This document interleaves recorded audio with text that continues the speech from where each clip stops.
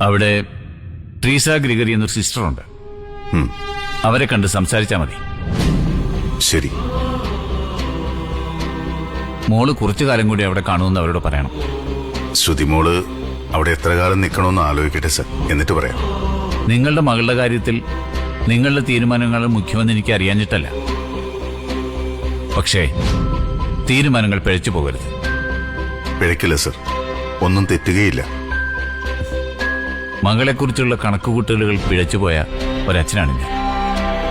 അതുകൊണ്ട് പറഞ്ഞതാ. സാറിന് മോളെക്കുറിച്ചുള്ള ധാരണകളാ തെറ്റിപ്പോയത്. അതാണ് സത്യം. അക്ഷരയുടെ മനസ്സ് ഒരിക്കലും കണ്ടെത്താൻ സാറിന് കഴിഞ്ഞിട്ടില്ല.